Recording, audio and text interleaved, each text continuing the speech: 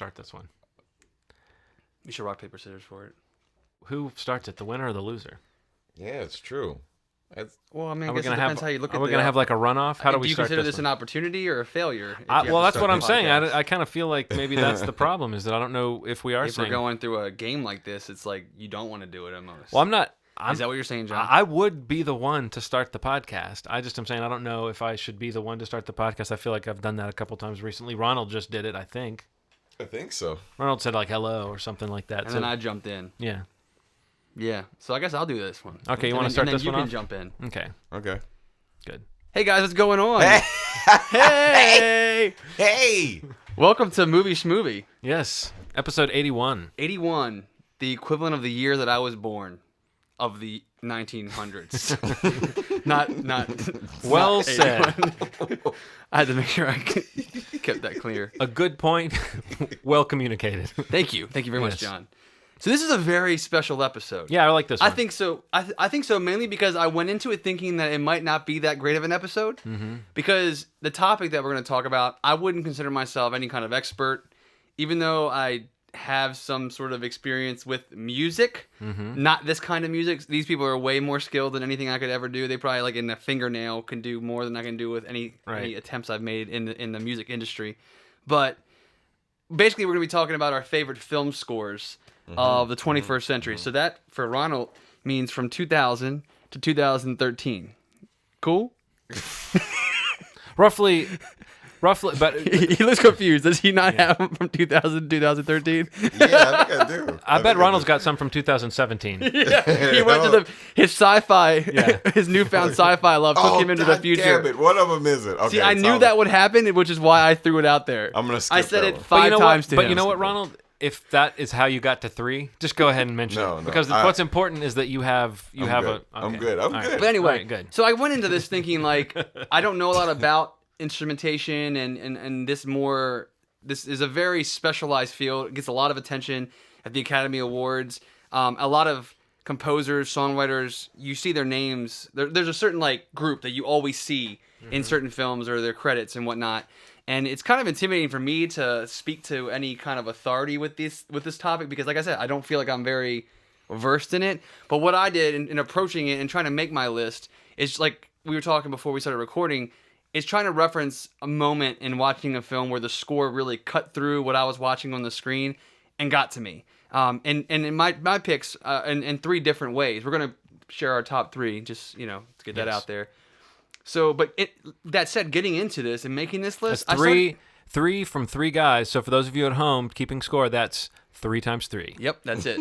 But as I got into it, I started to realize that it actually meant a lot more to me than I thought it did. Mm-hmm. And thinking about some of these films of the past 13 years that I could really pull the instrumentals out of or the score out of and say that at that moment in the movie or after leaving the film or having even sought out the score to purchase or download myself, which doesn't happen very often.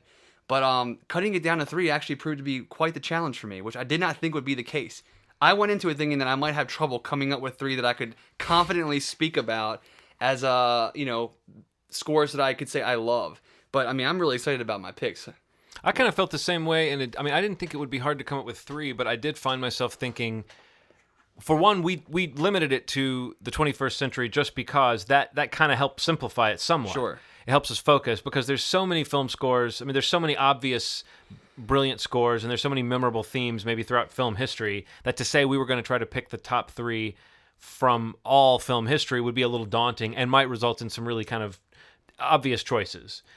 Narrowing it to the 21st century made me think, okay, this will make it much harder for me to come up with scores that I love because I feel that most of the themes that I remember and that I've hummed for years, those come from a lot of movies that I saw when I was a kid, and it really got me to thinking about the different ways that soundtracks serve a movie. Oftentimes a score is there to just really underscore the emotion of the scene, and sometimes those scores are there to really pull you along, and that's when you think of those traditional sweeping kind of classic scores like the John Williams type of score, where the score is there really to amp up the emotions that are on screen and almost make you feel them in a way that if you're not feeling them, the score can really bother you, and it can seem a little sappy. And then there's the other approach to scoring where it's more about a sonic atmosphere and an ambient kind of feeling, and that's where you get those scores that are more about weird tones and percussive sounds. And I found that I tried to remember as many of the different types of scores that I've loved as I could, but it was still the first ones I thought of were the ones I kept coming back to. And so I ended up with some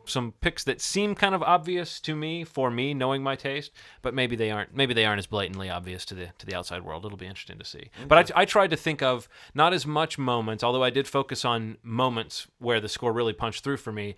But for me, most of these tracks are ones that I've actually had the music isolated. I've actually had the file on my iPod. I've actually listened to it as a piece of music. How did you kind of choose your favorites, Ronald?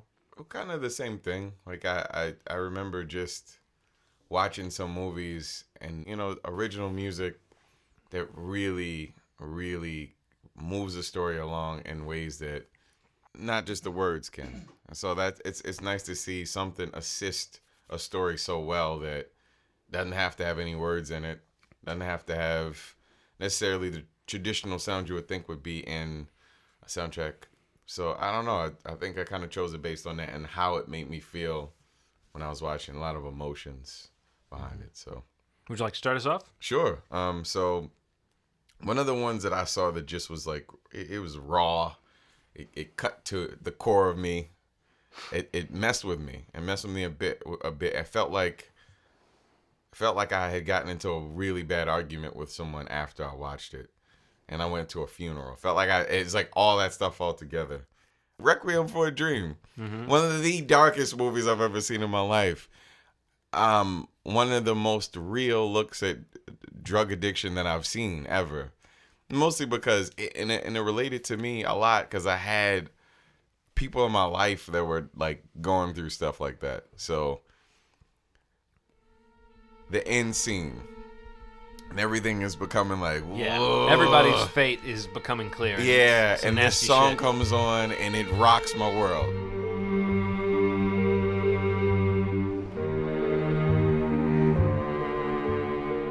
This is Clint Mansell's Lux Eterna, and I mean, there's no greater sense of dread at the end of this film of just seeing Ellen Burstyn, Jared Leto, Jennifer Connelly, Marlon Wayans, who actually I think is great in this film. So good in that movie. Really weird to say that out loud.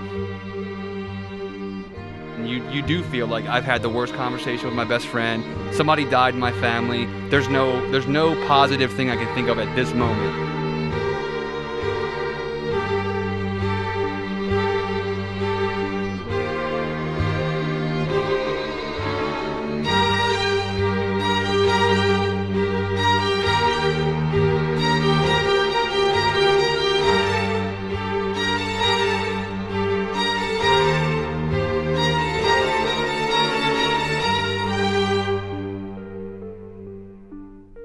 It's a rough movie. The movie's super hard to watch, but it's an incredible film and one of my picks as well. Oh, cool. So with that said, I'll actually I'm going to call an audible. I'm going to slot one in a little later. Cool. Yeah. I'm going to do that. Yeah. But my first pick is actually a film from 2007, directed by Andrew Dominic. It's The Assassination of Jesse James by the coward Robert Ford. Oh, cool. Highly underseen film. Have you guys ever seen it? I've never seen it. John? Yes. You have seen it. Yeah, I loved it. I mean, I thought it was. I understand, again, it's kind of like Killing Them Softly, Yes. the follow-up they did together. I can see why it didn't catch on with wider audiences, but I thought it was just, a work of art in a lot of ways. Yeah, I mean, I totally agree. It was actually one of my favorite movies of the year, and it was going back on it, it was a score that I didn't really think of initially, but in coming across some of the songs that I actually had in my iTunes, it was one of the few that I actually already owned, which is kind of what you were kind of alluding to earlier. But there's a specific track, it's called The Song for Jesse, but this is a score done by Nick Cave and Warren Ellis, who has also done a score for The Proposition, a Guy Pearce film a few years before that, which was also great. But just a lot of piano, like rustic strings, very kind of tempoed like a funeral song would be, but a very soft melody to it. And the song that I have is a song for Jesse, which is obviously Jesse's theme. Just heart-wrenching sorrow, but so big by being so restrained. One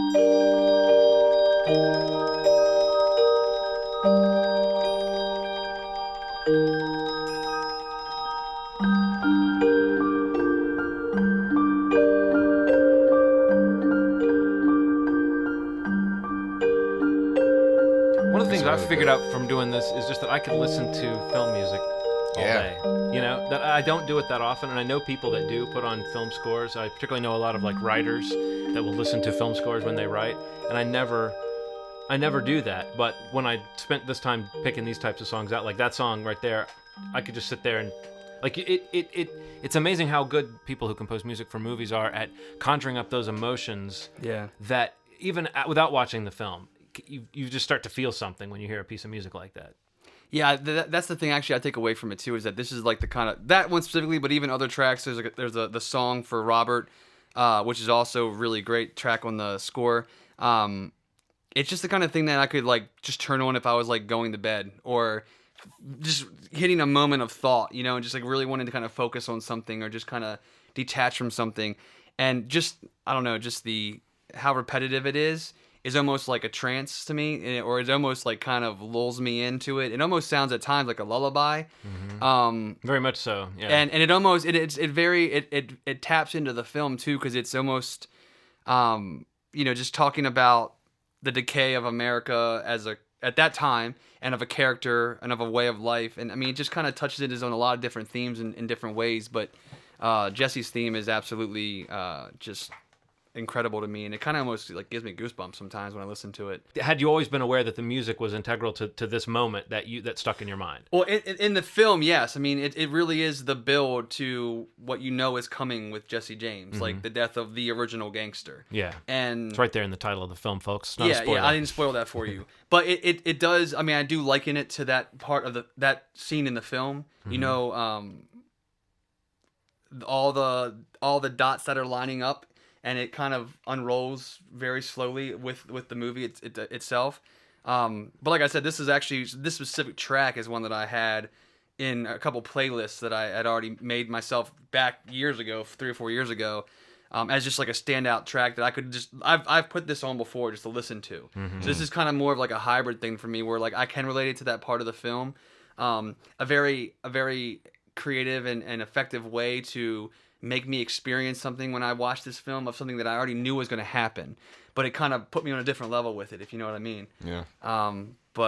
Yeah, just an incredible score. I'd recommend checking it out if that sounded like kind of pensive and just like really nicely relaxing, but it's kind of like There's a tension. I check out the score. If you haven't seen the movie, go see the film too, or get it on. I don't really whatever. want to see it. I just It's never. I loved it. It was great. It's a hard watch. It's absolutely moody and somber. A lot of people like kind of liken it to like a Terrence Malick film, which I know you didn't love the last that you saw, which also starred Mr. Bradley Pitt. But I love this film. But yeah, John, what do you got for your first pick? Well, my first pick is one that almost feel like I've got to get this out of the way. Okay, good. Because when we started talking about film scores and we limited it to the 21st century, a part of me thought, well, okay, well that's going to eliminate all those John Williams scores that I grew up with, all those hummable themes that you leave the theater with them in your mind and they stay in your mind for months. And so I thought, okay, I'm going to be free from the tyranny of those really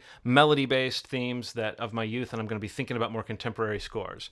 But then there was a certain set of movies that came out definitely in the 21st century that has perhaps the granddaddy of massive orchestral emotion-tugging scores, and that would be the Lord of the Rings trilogy, as directed by Peter Jackson, and the scores composed by Howard Shore, who prior to this was known more for his kind of dark and discordant and moody composition, so it was not really expected that he would produce a score that had, as I've said, just such a strong melodic sense to it. And really, the Lord of the Rings films, I mean, it's not just impressive because these were long movies, and in the course of 3 years, I mean, he did 3 or 4 hours worth of music for each film. So there's anywhere from 10 to 12 hours of original composition made for these films. There are several recognizable themes. I saw where Howard Shore himself said that there are upwards of 40 different themes that recur over the course of the films. it's fun to go back and hear how in Fellowship of the Ring there will be a hint of a theme that then gets fully developed in a later film, and then there's a lot of callbacks to different themes you heard earlier. Like, and it's kind of like what we were saying about the Team America thing. There's the sad version of Team America, and there's the happy version of Team America. And I remember noticing when I was a child, it's like there's the Star Wars theme, and then there's the sad version that they play when things aren't going so great. And so the Lord of the Rings score has all of that going on, and it is definitely that type of score that takes the emotion that's on screen and just amps it up to the utmost degree and makes it really powerful and really cinematic. Something that doesn't always work unless the images kind of own up to it. And I think that when you have this kind of epic film, you can have that kind of grand score, and it matches the emotions and the importance of what you're seeing on screen. So there's a lot of moments to choose from with the Lord of the Rings trilogy. In fact, there's more moments, given that there's like 12 hours of content. But the moment that I keep coming back to, and it was the first of any, really the only of any of the tracks in all those films that I ran out and got on iTunes when it was available, just because in this moment in the movie, this piece of music just stuck in my head. And it is from Return of the King. It's a piece of music called Minas Tirith, and it is the moment when Gandalf goes riding into Gondor with Pippin on the back of his horse, and they're riding to go warn the steward of Gondor about the coming danger. Basically, they're coming to the bastion of all the men, and so it's positioned as this kind of glorious ride up the city, which is like a walled city built into a cliff face, and there's just this steep street that goes from the entrance to the city all the way up to the palace where the king lives.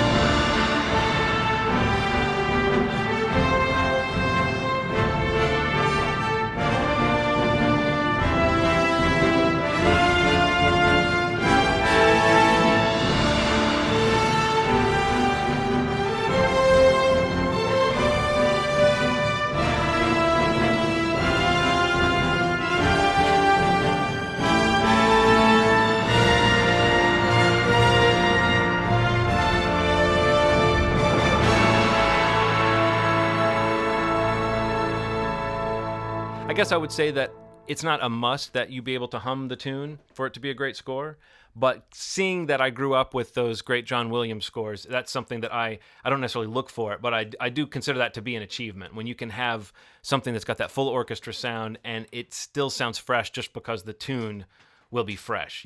We hear a lot of really anonymous orchestral music in movies, and there'll be a lot of, especially in a lot of superhero movies, there'll be all these just the horns blaring and everything's going on, but there's no real melody to kind of carry out of it. I really am in awe of that ability to create that many melodic ideas and develop them over that much time. So, Howard Shore for the Lord of the Rings. Cool. It's my turn. You seem excited. Yeah. Oh man, I tell you, before that I've really seen the Lord of the Rings movies. Mm-hmm. Honestly, you haven't? No, man. Wow. I was opposed to a certain type of movie, mm-hmm. and I think I need to open my mind to it. I just can't. For some reason, Lord of the Rings was just a movie that I could not watch. I watched the first one, and I was like, I can't do it anymore. Well, I mean, the first one in my mind might still be the best of the three. So if you didn't like the first one, maybe it's not for you. It was also years ago, though. Yeah. I feel like my taste in things has changed quite a bit. I personally, I don't think of myself as being a sucker for that type of film, but for me, the Lord of the Rings trilogy just represents the height of so many different types of things. One of them would be the composing. It's exactly that kind of giant score that you picture in this type of movie. And then the locations in Lord of the Rings, it's really fun to watch the way they took New Zealand, this place that we had never really seen on screen before, and they filmed all these places that might as well be other worlds, Yeah. So it's almost, maybe you take certain things about the movie for granted at this point. I think at the time I was just pleased, in an era where the Star Wars prequels had come out and it was becoming obvious that maybe I wasn't a kid anymore. Here were the Lord of the Rings films to make me feel like, oh, okay, someone is actually making big fantasy epics that are worth the emotional investment. But it's definitely not for everyone. I mean, I'm almost shocked that the Lord of the Rings films were as surefire of a success as they were, because I think that the sort of good versus evil that's depicted in those movies is a little bit more simplistic and sincere than we usually see nowadays. Now, I think within that, there's a lot of interesting shades of gray. But after this use of this on this list, I've decided there's a moratorium on me talking about Lord of the Rings until there's a new Hobbit movie out in just a few months. So I'm going to try not to include them on any other lists, even though just about every list we've come up with, there's a way that I could squeeze Lord of the Rings on there. You know, I'm really just trying to impress my son, who's into that stuff right now. So Robbie will be disappointed. Well, no, you know, maybe we'll have him in here to talk about that next Hobbit film. He says that he would love that, so I need to do that. Yeah, well, maybe we'll get him and Henry just to have a conversation about Lord of the Rings. I'm sure they would have an amazing conversation. I bet that would be good. So yeah, what's your pick number 2? Movie I chose is about a man with an existential crisis. He goes through all this crap, and he finds an existential doctor, and he helps him solve these issues. Now, we do use this song, or one version of it, during the course of our podcast, and that is our theme for Movie Schmovie. And the movie is I Heart Huckabees. What can I say about this movie that hasn't been said about Barack Obama? What? I don't know why I said that. I don't know where that came from. That was very weird. You promised you wouldn't get political. It's one of those songs, one of those things that has 3 different versions. Mm-hmm. One version is kind of calm, one is kind of in between, and one's a little faster paced. And the name of it is Monday.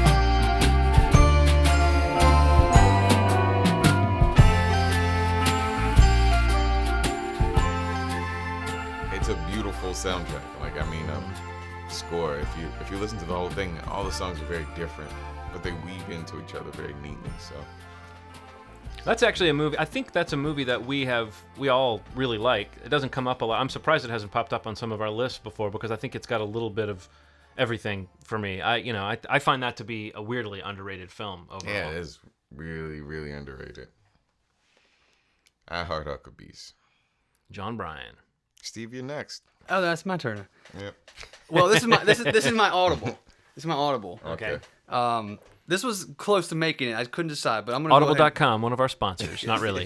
Go to audible.com/movieshmovie for 20% off your first order. So I'm going to go with a film series as well. This is going to probably be my... Don't really go to audible.com/movieshmovie. We don't have any sponsorship deals.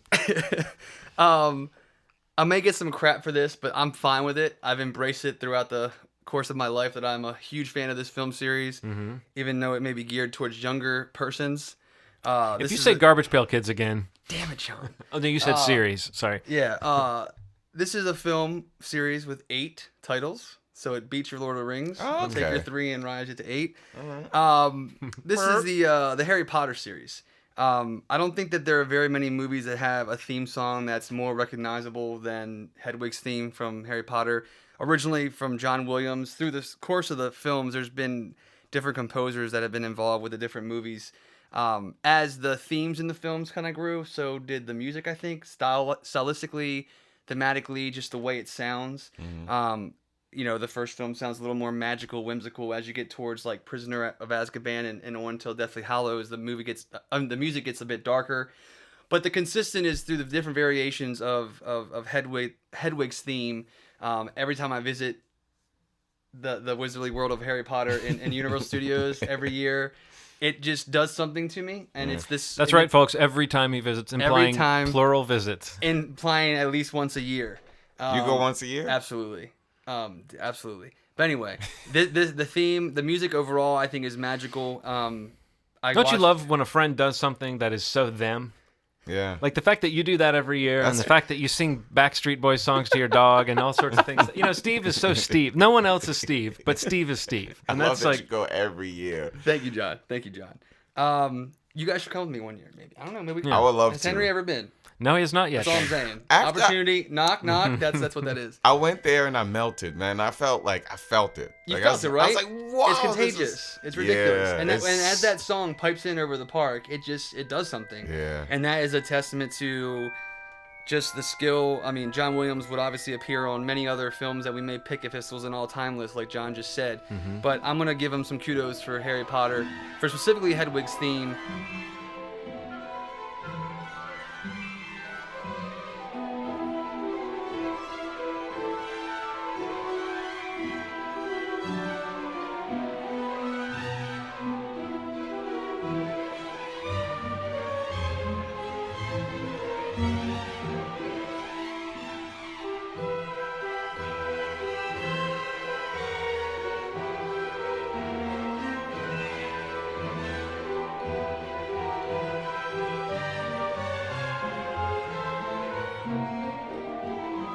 Tim Burton-y sounding. I like Tim Burton. It is a little bit. It's very, I mean, like whimsical. It's just like Yeah, all I I think like of. it. Like just the strings and, you know, you hear the little plucks. It just sounds so innocent to me. And so if you listen to the different versions on the each film score for the series, there are a lot of variations to it, even from other composers that, you know, work on that theme, which I think is really cool. You know, I mean, not that it's like breaking any mold, but as these kids that watch these movies grew with it, even as I did, or just as a filmmaker, with, you know, as they got older, the theme got a little more serious. And it's like, I want that playing in the background as I'm doing certain things, like in life. You know what I mean? Like, Yeah. I want a theme like that. Like, I want something that sounds as magical and innocent and forever youthful. It just sounds that way to me, and I'll always identify that way with it.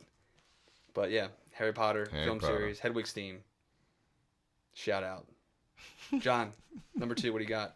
My next pick is actually another John Bryan score. I kept coming back to the way that music was used in Punch Drunk Love. Oh, yeah. The Paul Thomas wow. Anderson film starring Adam Sandler. And there's a lot of weird sonic touches in that film. I mean, the music is almost used to unsettle you. One piece, it's just the overture. It's got your sort of standard, what you expect from John Bryan, a lot of the kind of mellotrons or organs or weird keyboards, a lot of what makes his music sound so unique. It's the story of a guy, Barry Egan, who is kind of falling apart mentally. And so the score kind of does that as well. I noticed that this one piece, the overture, it has all the elements of a really pretty piece of music. In fact, it's almost like John Bryan is working in an almost Disney-fied mode with these sweeping strings and harps, and everything sounds kind of bouncy, but there's an undercurrent to it that's kind of unsettling. And this track in particular, it really kind of, it almost like it unmixes and remixes itself while you're listening to it.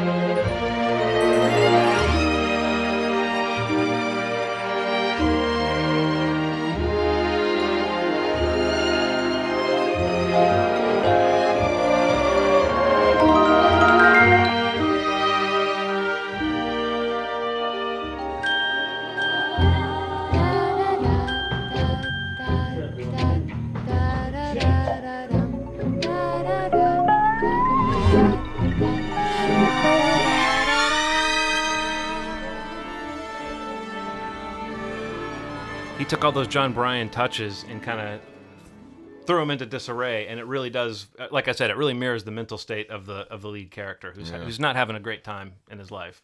Wasn't I love that film though. Yeah. Wasn't it like a thing that there was like a theory that she was stalking him or something like that? You know, I haven't heard any theories about that movie, so I don't know. Maybe there is a theory What? out there. What? That's like that. That's like the theme. Like there's like this huge theory that she was following him the entire movie, and that like there were hints of it in the movie that I really hadn't picked up on at all. What I like about that movie is that it basically takes the Adam Sandler comedic persona and puts it in a more real-world context and basically says, okay, if you have a guy who's got these weird moments of rage and this weird kind of antisocial tendency, what is he like if you stick him more into the real world and not into the comedy world? Normally Adam Sandler's playing that guy, but he's in a comedy world. Yeah. In Punch Drunk Love, you see that a guy who goes around acting that way is unstable. He's damaged, you know. I thought that was one of the kind of clever conceits, that it's a comedy, but it's also sort of like you almost don't like to laugh because he's definitely you might be laughing at an insane person. Yeah. All right, Ronald. Okay, so mine is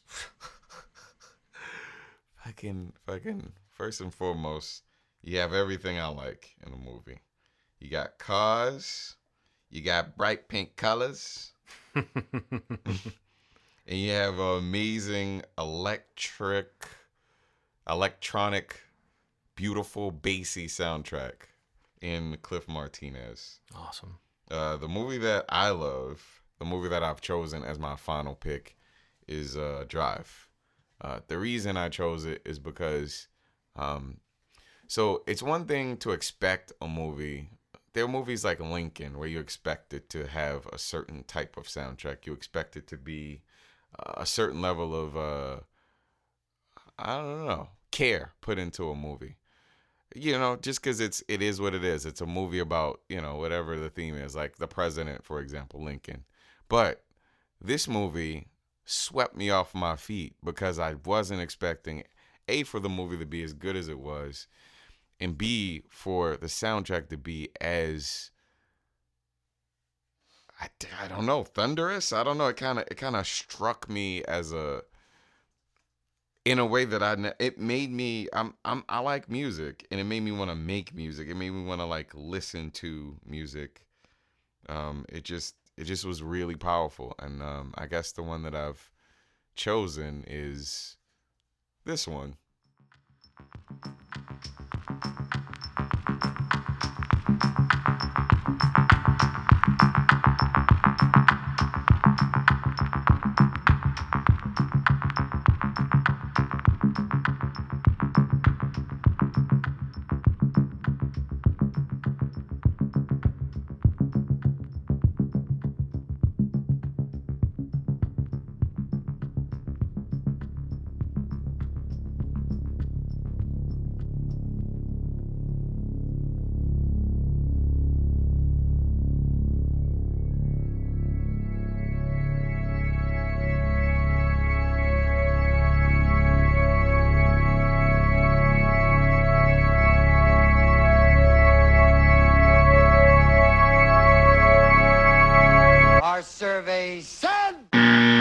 While we were listening to that cue, we all slipped on our scorpion jackets and we sat silently staring off into space with each other. But I think Steve's got some bad news for Ronald regarding that last track that you chose, Ronald. Yeah, that's not Cliff Martinez. It's not. It's the Chromatics. Right. So technically, it's not score. It's a song that was plucked from the ether for the film. But the score is good still. We all agree. But I do really like that song. That's a great score. No, I found, you guys know I just recently saw Drive, and so to me, the fact that after all the hype I heard and everyone talking about how great the soundtrack was and how married to the soundtrack the film was, the fact that even with all that hype, the film was still beautiful, the soundtrack was still awesome, it was still powerful. That just tells you that movie really does have something going for it, beyond the hype. Even a contrarian like me, who, if a movie is hyped and loved, I want not to like it. Right. I couldn't find really any reason to not be completely sucked up in that just the mood, everything about Drive. There were so many things that shouldn't have worked, right down to like the kind of 80s font that the title comes up in. So many things that would have seemed silly in someone else's hands, for some reason in this movie, it really did play into this mood and this vibe of just. I don't know. There's like a sleaze to it. There's like an 80s kind of sleaze that they managed to achieve by virtue of that stuff. Definitely. So Steve, he's over there grooving. I'm Steve's grooving. This Drive soundtrack, man. Drive was gonna possibly be on my list, but I axed it only because there's a lot of original songs in it. Mm-hmm.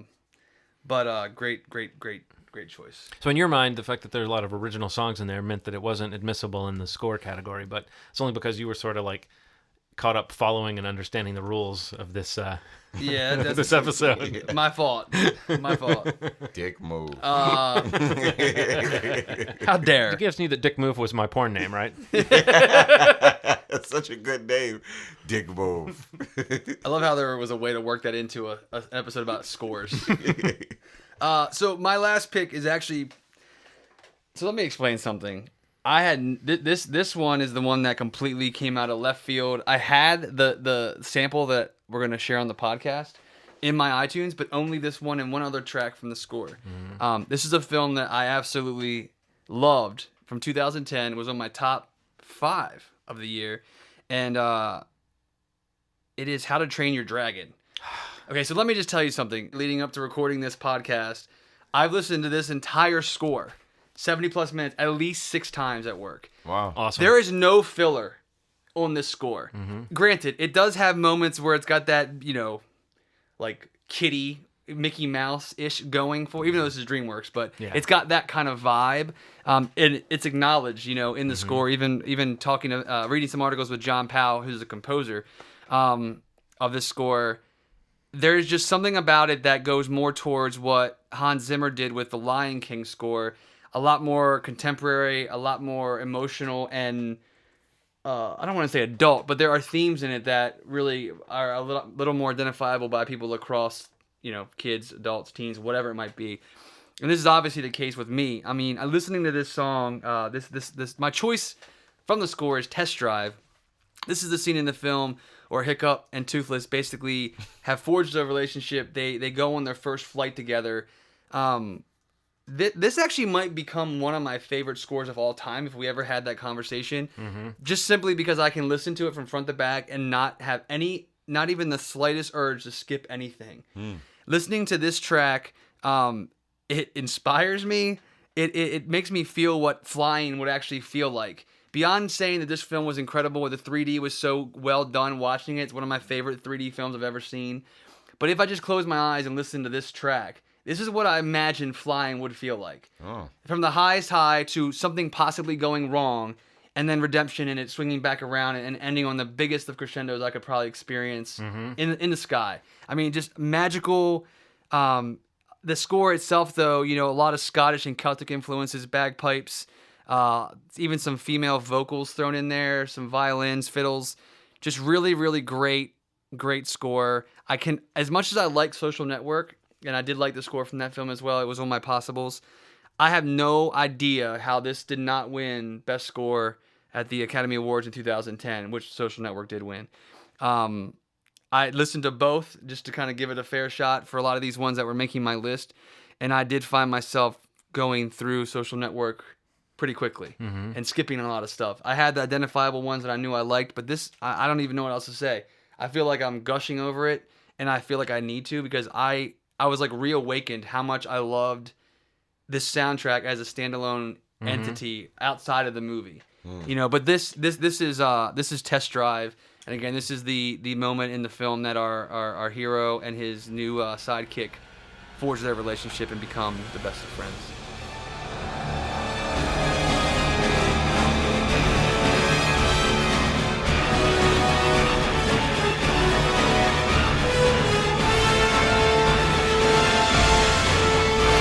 What's happening to Hiccup, Steve? I don't like this. Here it comes. I think I have it.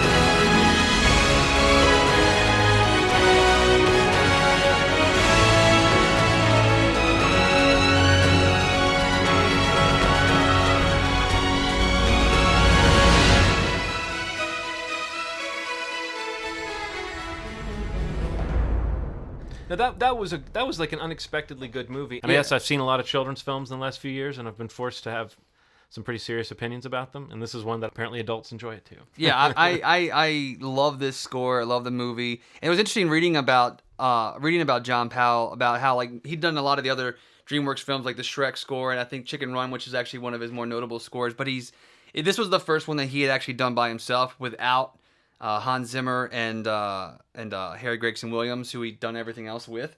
So for this to be the first one he did by himself and to really kind of be able to make this epic, just swooping thing that goes, every possible emotion I feel like you could think of. Like there's even a romantic theme on the score, which is also incredible. I almost picked that for this for my sample, but I could not have Test Drive, even just for the moment for me just to get pumped up again. I mean, just such an impressive, and I'm a cheeseball like that. Like I like you said earlier, like I am all about that moment, that feeling of possibility, and like like I was telling you, like getting goosebumps at that swell at the end. It just, that happens to me. Yeah. And I'm fine with it. And even if it's an animated film that was made by DreamWorks Animations, I don't give a shit. This is like one of the best scores I've ever heard in my life. Sounds really it's good. epic. And Ronald, having not seen the film, I highly recommend you No, watch I think the you would movie. enjoy it quite a bit. I think It's you would. great. It's one of my favorite animated films in a long time. It's got like great character design. A real care is taken to kind of set up a world. It's definitely, it's that rare occasion where it ended and I thought, oh, they're probably going to make a bunch of sequels to this, and I'm just fine with that. Yeah, absolutely. Cool. Yeah, dude. That was that's it for me. Well, Bring it home, John. my last pick is one that I kind of knew I might go to this filmmaker who works with this composer a lot because I've liked the music in a lot of their films. And it was hard for me to pick a particular moment, though, where I thought the score was just stuck in my mind. Part of the reason why I love this piece of music is connected to the way it pops up in the movie. This is Bill Murray as Steve Zissou from The Life Aquatic with Steve Zissou. And this is a scene where they are about to go raid a pirate's compound. They're suiting up, they're putting on their wetsuits and their headgear, and Steve Zissou is kind of showing off one of the features of the headgear. Supposedly, Cousteau and his cronies invented the idea of putting walkie-talkies into the helmet. But we made ours with a special rabbit ear on the top so we could pipe in some music.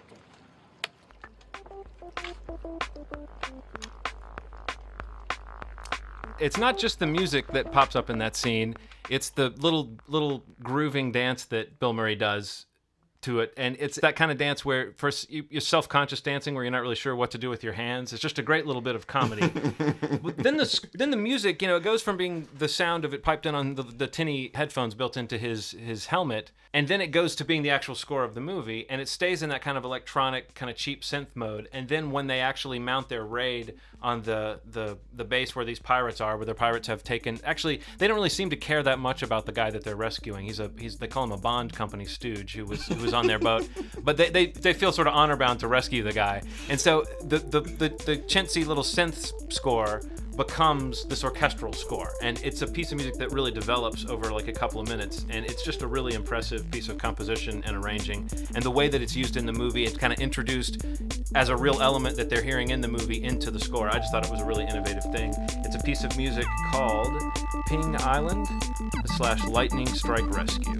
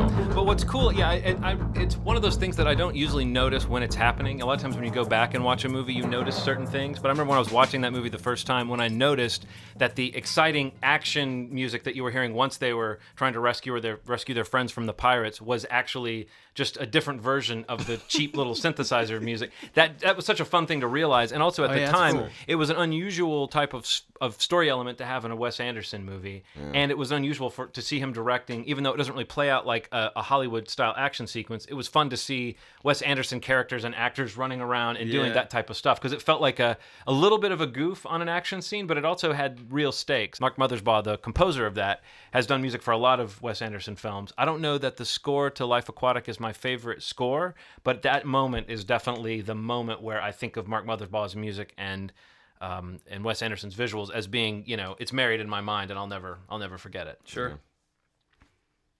So what are your alto rans, Ronald? Did you have anything that didn't? What was your thing that you discovered didn't fit the parameters because it wasn't from the 21st century? Clockwork Orange. Clockwork Orange. That really just missed it. Yeah, just missed it. Missed it. Hey, it takes place in the 21st century, I think. Maybe. Okay. that movie. The movie shook up my world, and the soundtrack, mostly composed of older composers, was an original score because it was like some redone versions of older stuff like Beethoven and stuff like that. But it's that score stuck with me. It stuck with me. It's even though it's not from now. So Something, even though it's not from now, it still stuck with you? stuck with Weird. You're suggesting that sometimes things that are old might still have some value? me. Yeah. That is fucking weird. Who Ronald. the fuck? What a strange thing to say. What about you, Steve? Must have been Oh thinking my with God, my I ass have so brain. many, man. I don't want to be the jerk, but I'm gonna just name them real quick. I had I had Inception. Oh yeah, that's I a had good one. I had the Dark Knight, Social Network. I said earlier. Actually, Babel. Have you ever seen that? Yeah, Yeah, I thought that that's a score great was movie. incredible. That actually won an Academy Award. Wild cards would be 28 Days Later, Where the Wild Things Are. Yes. Oh man, I And forgot about that. the one that no one would ever put on their list probably, but I have a soft spot for this film and the TV series. But Friday Night Lights, which the score was done by Explosions in the Sky. Just awesome, like post-rock, like guitar delay, just super inspirational and swelling. And if you ever listen to any of, I mean, the score for the television show as well, but the film from 2004, I think it was, with Billy Bob Thornton. Awesome movie. I love it. It's high school It's a football. great movie. It really is. It's super It's a great, I just watched it very recently. dude, you should watch TV series. It's one of my favorite shows. It makes ever. me want to. Ever. It makes that show. But just so- just the highs of that score specifically, like, just match so well with like the theme of the film, like this football team. That's really all this town holds on to is these kids, and this is their future. This is every opportunity they have. Just the music just is so great in that film. It's not on any best of list, but something I remember watching that movie and in the big game at the end, the music just almost overtaking me more than actually what I was watching on the screen. But just really, I'm not an Explosion in the Sky fan, but that their involvement with that score is pretty remarkable in my opinion.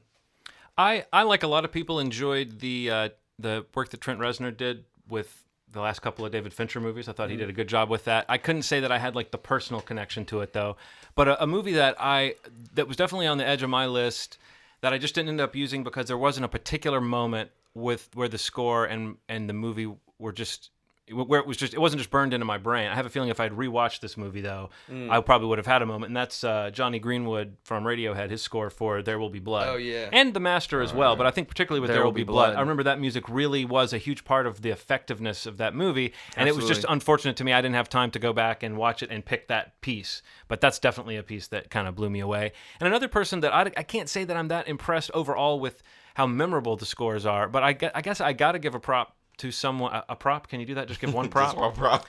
Just one prop. Just one propper. To Shane Carruth for being a guy who writes, directs, acts in, produces, and composes the score for his movies. I think that the music in Upstream Color, whereas it didn't have like a thematic element, it was impressive and atmospheric, and it's all the work of one guy. And I think you got to give a little bit of a nod to those people who, it's Yeah. not about necessarily writing like these memorable pieces of music so much as it is about underscoring the mood and the atmosphere. And I think there's probably a ton of those that we just can't think of because we don't, your brain doesn't perceive it as music when you're watching it. You're just kind of feeling the mood. So. Yeah. And there's actually one that I actually want to play out with tonight that we'll have as our closing song tonight that I'm shocked it was not on your list, Ronald. And it would have been on my list for sure if I hadn't been absolutely certain it was going to be on your list. So we'll say our goodbyes, and then you'll hear the song that I'm absolutely shocked Ronald didn't choose. Okay. Absolutely shocked. Have I made it clear that I was shocked? I think you might have surprised them, Ron. Yeah. Okay, I'm ready to listen to this. All right. So I guess that's it for episode 81 of the movie Schmovie. Good times, man. Film-related This is good. podcast. Yeah, I like this a This lot. is good. This is a lot of Yeah. fun. I mean, I could come back to this, actually, and I think we might do soundtracks. We might do, like, musical moments that are based around pre-existing pop songs or, when the other kind of music for movies where they're plucking songs and how they use them is the point. Like the Quentin Tarantino mixtape approach Yeah. would be fun. So, It's a good idea. I can't wait to hear this song. I'm very, Yeah. very intrigued now. So on that note, as always, you've made our day. and the song is, Ronald, composed by Ben Zeitlin and Dan Romer from the soundtrack of Beasts of the Southern Wild, Once There Was a Hush Puppy.